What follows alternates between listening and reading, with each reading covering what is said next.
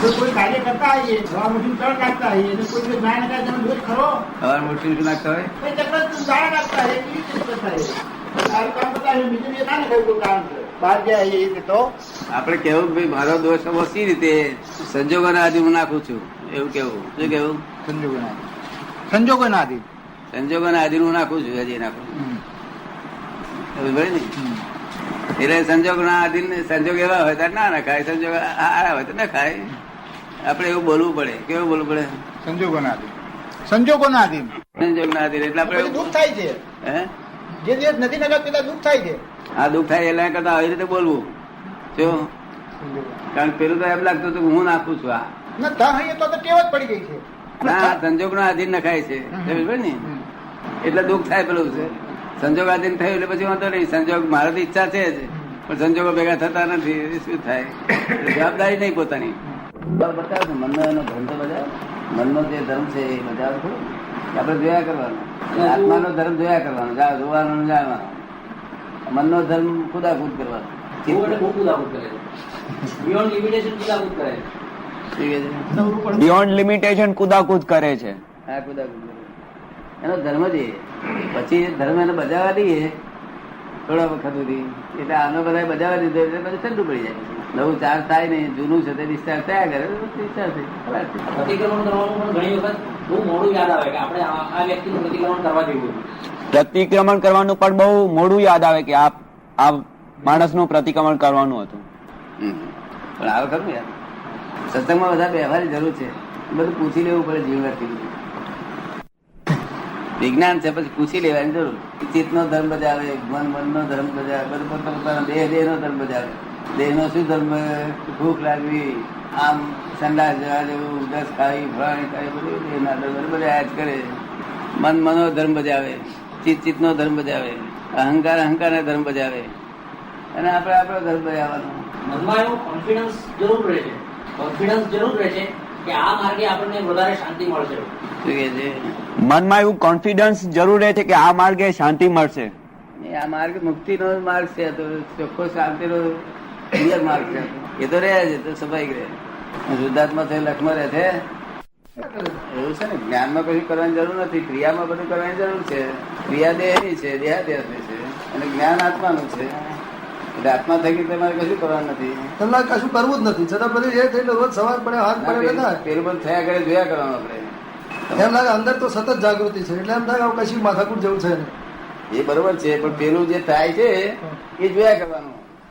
આ ક્રિયા થાય છે એ રમેશભાઈ કરે જોયા કરે બસ એ તમારે જોયા કરવાનું. આ બધી ક્રિયા રમેશભાઈ ની શી ક્રિયા છે, મનની શી ક્રિયા છે, બધાની શી ક્રિયા છે, બધી જોયા કરવાનું. એમનો આપણો ધર્મ. એ ક્રિયા નહીં કરે એમનો ધર્મ. પોતાના ધર્મ આવી ગયા. સમજાય ગયું ને? આ બહાર કરવાનું જરૂર છે કે નથી જરૂર એ આપણે જોવાની જરૂર નથી. એ તો એમ થઈ જ રહ્યું છે. વ્યવસ્થિત વ્યવસ્થિત કરાવે છે. આપણે નથી કરવું કોણ કરાવે? વ્યવસ્થિત એ જોયા કરવાનું. આપણે ક્રિયામાં આવી આવે કશું આપણે કશું કામ રહ્યું નહીં. અને પેલી ટેવ પડે ને એટલે કોઈક વાર સરખામણી થાય. વાંચેલું ખરું ને કે ભાઈ કૃપાનું દેવ આવું કહ્યું નામ થયું પણ મનમાં થાય કે હવે કશાની જરૂર નથી. હા, એ બધું જરૂર નથી. કૃપાળુએ જે કહ્યું છે ને એ બધું સાક્ષાત થઈ ગયું. એ બધું થઈ ગયું, સાક્ષાત થઈ ગયું, પૂરું થઈ ગયું. બધું આરંભ પરિતેજ છે તારે કે છે કે મતિ જ્ઞાન પૂરું થશે, પછી શુદ્ધ જ્ઞાન થશે.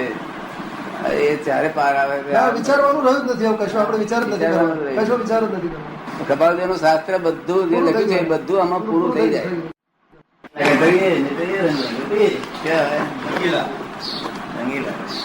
ભક્તિ નો રંગ લાગ્યો હતા કે રાત આવું કર્યું, પછી લગ્ન નો રંગ લાગ્યો તો એ એમાં કર્યું. આપડે એવું નહીં ને.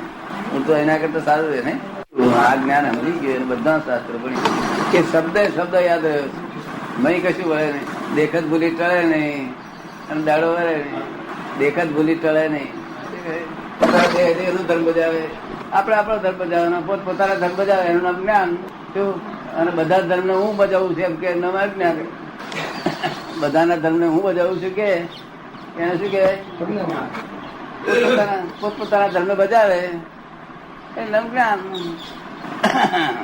ચડ ઉતર કરે, મન આગુ પાછું થાય તે બધું આપણે જોવું. એનો સ્વભાવ એનો ધર્મ બજાવે છે. જોઈએ એટલા કરે એની કઈ ફરિયાદ જ નહીં.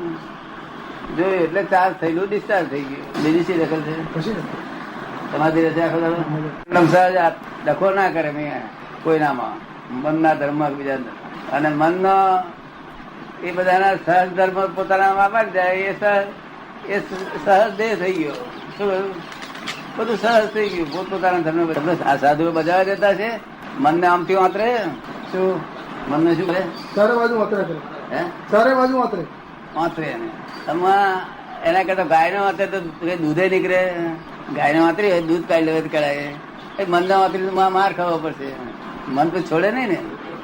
મનને કઈ રાતે ઊંઘવાની જરૂર નથી, તારે ઊંઘવાની જરૂર છે. એ તો રાતે ઠોકા ઠોક કરી મળશે. કરે ના કરે? મન પધવું તો એ લોકોને હે આ લોકોને પધવે છે મન ને, બીજું કોણ કરે? તને પધવું તું તારા એમ આહાર શું આહાર કરે છે આપડે? જો અને બહુ ઠંડુ ખાતા હોય ને બધું તળેલું બળેલું તો આપડે કેવું ગયા ઓછું કરો કોઈ દાડો પછી ઉપાધિ થશે એ કેવું આપડે? એ આહારી નો સ્વભાવ છે. કેવું છે? ખાવું કરવું એ બધું આહારી નો સ્વભાવ. તો લોક કે છે અમે ખાધું કે છે. શું કે છે? અરે જમ્યા પણ પાન પાન બધું ખાધું કે છે. એટલે બીજાના ધર્મ પોતે માથે લઈ લે છે. હું કરું છું કે છે. પછી પેલા દાવા મળે છે. દા મળે કે ના મળે? આ તો બધી ભાગીદારી ધર્મ છે બધો. પછી તારામાં અમે દખલ નહીં કરીએ તો મારું દખલ ના કરી મને કે છે અમારું કેમ દખલ કરો છો? તારા નહીં કરી આવે આમાં અમારું ના કરી. કેટલા ભાગીદારો તોફાન છે બધું. શુદ્ધાત્મા હાથમાં આવી ગયો એટલે થઈ ગયું બસ. અને 5 વાક્યો આજ્ઞા એવું છે કે આત્મા ખાતો નથી, પીતો નથી, અને રોજ ખાવું પીવું તો પડે છે બિચારા. એટલે જાણે ક્યારે પત્તો પડે એટલે એમ જ જાણે હું જ ખઉં છું એવું જાણે ને બધું. સાધુ મહારાજ બધા હું ખઉં છું એવું ના જાણે? એવું જ જાણે. એ રીતે આત્મા પ્રાપ્ત થાય કોઈ આત્મા મુક્ત છે ને હું બંધાયેલો છું કે મુક્ત થાય. વૈજ્ઞાનિક દ્રષ્ટિ હોવું જોઈએ. કેવું? બાય રિલેટિવ વ્યૂ પોઈન્ટ અમે કહીએ છીએ, બાય રિયલ વ્યૂ પોઈન્ટ અમે જમતા નથી. વિચાર કરતો તો થઈ જ જાય કે આ ખોટું જીવીએ ખોટું જીવે છે. અને કોકની પાસે 25 લાખ હોય તો વિચાર કરતો થઈ જાય સર્વ આ ખોટું પેડ ના મળે. વાસના ના ડાળ બનાવે ચાર ના કમાય બધે. અને એક માસ આમ તો મળે બોલ બોલે તો ચાર ના કમાય. એવું નહીં? ખરું. આ તો જબરી કમાણી. 1 વખત નહીં 3 વખત. 1 મિનિટ થાય નહીં અને આપડે 50 રૂપિયામાં આવે છે ને 25 માં આવે ના કે વકીલ ક્યારે એ વકીલ એમણે આપની અનુકૂળતા સંયોગો એ જોઈને પણ પોતાના અંદરથી તો દૂરથી દર્શન કરીને જતા રહ્યા. કમ્પ્લેટ દર્શન કરી લે. આ કાચું જરાય ના પડવા દે. જય સચ્ચિદાનંદ. સચ્ચિદાનંદ એક સેકન્ડ દર્શન કામ કરે. ઓપન હોય બધું. ઓપન માઇન્ડ, ઓપન બુદ્ધિ, ઓપન અહંકાર, બધાને ઓપન હોય. તમારે તો મનમાં કશું કઈ હોય એનું દર્શન કરતા હોય. મનમાં કશું વાગવતા હોય દર્શન કરતા હોય. નિર્મલ ગતિ પરતંત્રતા છે. અને આ તો સ્વતંત્ર આપડે 11 બધા 11 થતા દાદા કેતા હોય કે રાતે બે ને તમારે બુટ નહીં પહેરવાના, પગે ચાલવાનું એ જૈન સિદ્ધાંત ઉપર હશે? ના તારે આટાગ્રહીઓ ઉપર ના એમ તો પેલા જોડો જ નહીં હોય એટલે એનું એ ચાલતું હશે કે જૈન રિવાજ ઉપર ચાલતું હશે કે જીવડા ના મારે. ફાયદો ખરો? મોટરમાં જઈને દર્શન કરી આવ્યો અને પગે ચાલીને કરી આવ્યો, પરકંબા કરી 3 મહિના. બૂટ પહેરીને કરે, પગે ચાલીને કરે. આ તો બધા આઠાગ્રહી નો લોકોનો તોફાન થઈ. બૂટ ના મળતા હોય ત્યારે કે પગે ચાલી કરી. વેસ્ટ ઓફ ટાઈમ, એનર્જી બધું મળતા હોવા છતાં નથી કરતા. એમને મળે છે છતાં નથી કરતા.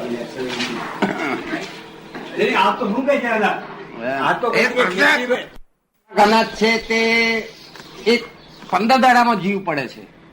કેટલાકમાં 12 મહિના સુધી તો શું એ અનાજની અંદર જીવ હશે જ પહેલેથી? બરોબર. એ અનાજમાં જીવ પહેલેથી હશે જ. દાખલા તરીકે વાલ લો. હવે મઠ, વાલ નહીં પણ મઠ. મઠમાં મૂળ તો આત્મા ખરો જ, પણ પછી અનંત ભેગા થઈ જાય છે. પીપું ઘર તો 1 કરોડ નીકળે કેમ ના આયા ને કેમનું થયું એ કોણ ભેગા થઈ જાય એમના જીવ કેવી રીતે આવે છે ને સડી જાય છે તો કરોડના હિસાબે જીવ ઉભા થાય છે. એ તો જ્યાં આગળ એવું છે ને જીવોનો સ્વભાવ કેવો હોય છે કે જ્યાં ખોરાક હોય ત્યાં ઉત્પન્ન થાય મેં કુદરતી રીતે. કુદરતી રીતે આત્મા નથી ઉત્પન્ન થયો. તો એટલા આત્મા હશે ભાઈ પડેલા એકદમ કઈ કુદરતી બહારથી કોણું પાડીને અંદર નથી ગયેલો હતો. આપણે અંદર થી જે અનંત અંદર ઉત્પન્ન થયું બહાર કોણું પાડી નીકળી જાય છે બહાર. આપણે અનંત આત્મા અંદર ભેગા કઈ રીતે થયા એક બીજમાં એક જ હતો. બહારથી કોણું પાડીને અંદર ઉત્પન્ન થાય છે અને પછી બહાર કોણું પાડી નીકળી જાય છે. એમનો પ્રશ્ન એવો છે કે આ નવા આત્માઓ કઈથી ઉત્પન્ન થયા કઈ પહેલેથી હતા જ? નહીં આ એ આત્મા છે બહારથી આત્મા જાય છે અંદર. નવા આત્મા ઉત્પન્ન ના થાય.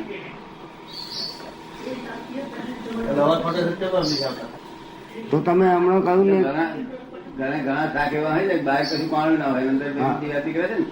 વાલ વાલ વાલ હા ભૂટમાં પડ્યા વાલમાં ભૂટમાં પડ્યા પડ્યો. આ એ ભૂટમાં આવ્યા ને બધી દરેક જીવાત જ છે બધી આ જગત જ બધું જીવ આત્મા ચેતન થી બધું ભરેલું છે. એટલે બે પરમાણુ ભેગા થાય એટલે આત્મા ઉભો થઈ જાય. ના ના ભરો ભરો 6 તત્વો ભેગા થાય એટલે આત્મા ઉભો થઈ જાય. લોકોને ચડી જાય છે જીવ અને પછી થાય છે ટીવી. એવું કારણ નથી. એ તો જ્યાં આગળ ભાઈ અંદર ફેફસાની અંદર જે આ માલ ભરેલો છે પેલો એવો કપ કે જે માલ ભરેલો હોય એ કોઈ જીવનો ખોરાક હોય એ.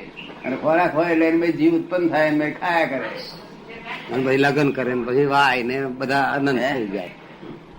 અને તમે જે કહ્યું ને કે બહારથી જ આવે છે મય તો હોતા નથી સૂક્ષ્મ રીતે બહારથી આવે અને પછી મોટું થઈ બહાર નીકળે કામ ના. કરીને તો અંદરથી જ ઉત્પન્ન થાય છે.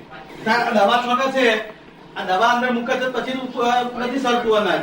જો દવા છાંટે તો અનાજ નથી સડતું નાટક શું થાય અનાજ સડે નહીં ને જીવ ઉત્પન્ન થાય. તો પછી જીવ ઉત્પન્ન નથી થતા ને. હા હા નથી થતા. આ તો બાપ તો પછી એ તો બહારનું જ આવરણ ઉભું કર્યું ને એટલું. એ તો બહારનું આવરણ ઊભું કરે ને. આ અનાજની અંદર દવા મૂકે છે તે કડે સરતું નથી.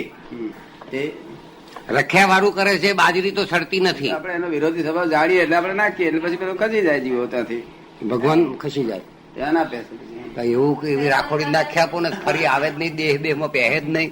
આ લમણાજી કરવી એના કરતા તે પણ આમ આવ્યા તો બહારથી જ આવે ને અંદર તો પહેલેથી તો હોય જ નહીં ને એને સંયોગો એ હોય બુદ્ધિ નહીં બહાર થી આવવા જવાનું એટલે તમે આમ જાણો છો કે અહીંથી આવવા જવાનો રસ્તો જ ના એ જોઈશે. તો સૂક્ષ્મ રીતે જ આવે છે રોડવે જોઈતો એવું તેવું કશું છે નહીં. એનો રસ્તો નથી ને કશું નથી. અહીંયા ખોરાક હોય જીવ ત્યારે ઉત્પન્ન થઈ જાય અહીંથી બહારથી ગમે ત્યાંથી. હા, એ જ ને તાજો ખોરાક હોય તો ઉત્પન્ન થઈ જાય. આ વેર પડ્યો હોય વેર નો તો કદી ઉપર પાણી બાણી પડ્યું ને બધું સંજોગ ભેગા થાય વેચી ઉત્પન્ન થઈ જાય. શ્વાણમાં વેચી ઉત્પન્ન થઈ જાય. શ્વાણમાં કશું નાખે મિક્સર કરે તો ના થાય. એનો વિરોધી સ્વભાવ તત્વો બીજા તત્વો ભેગા થયા ખૂબ તત્વો એમ થયું ને જીવાત ઉભી ના થાય એવું મિક્સર નાખે. એને અમુક તત્વો ગમતા કોઈ હોય છે. તત્વો ભેગા થાય તો જીવ ઉત્પન્ન થાય એમ થયું. અમુક જાતના તત્વો ભેગા થઈ જાય તો પછી જીવ ઉત્પન્ન થઈ જાય એમ કે છે. અમુક જાતના તત્વો ભેગા થાય તો જીવ ઉત્પન્ન થાય કે છે. ખોરાક ભેગો થાય. ખોરાક એ તો એ જીવને જે ખોરાક છે ને પોતાનો જે ખોરાક છે એ ખોરાક નક્કી થયો બહાર એટલે એમને જીવો પડવા જ મળે. એમાં દાદા એમાં જાત જાતના જીવો થાય ને વીછી થાય બીજી જાતના જીવો થાય 17 જાતના જીવો થાય એ જાત જાતના જીવો કેમ થયા પછી નહીં જાત જાતના એટલે જેને લાગુ પડે ને જેનો ખોરાક તે જ જીવો તો ઉત્પન્ન થાય બીજા જીવો ના થાય. હાથના આ ઠંડા પ્રદેશોની અંદર જીવાત ઉત્પન્ન થતી નથી. હા જીવાત સી રીતે ઉત્પન્ન થાય છે ઠંડા પ્રદેશમાં? ઠંડા પ્રદેશ સી રીતે જીવાત ઉત્પન્ન થાય? હા તો અનાજ હોય હટતું નથી કશું થતું નથી દૂધે બગડતું નથી. નહીં એ વસ્તુ જયારે બગાડવાની તૈયારી કરે ને તો જ જીવાત ઉત્પન્ન થાય. ભાઈ બગાડ થાય ને નહીં ખોરાક વાતાવરણ જીવતું એક જીવાત બીજા જીવને હમાવી મારીને જીવે છે બધું આ બધું હા ત્યાં બધા બધું ઉત્પન્ન થાય છે. હા વેધર સ્વેદ જ. એટલે ઠંડીમાં રહેલું હોય તેને સ્વેદ થાય નહીં ને. ના કોઈ પણ શાક ને સ્વેદ થાય ક્યારે? બફાય તારે હા. તો સ્વેદ જ હોય તેને થાય તો એને સ્વેદ જ જીવ કહેવાય ને.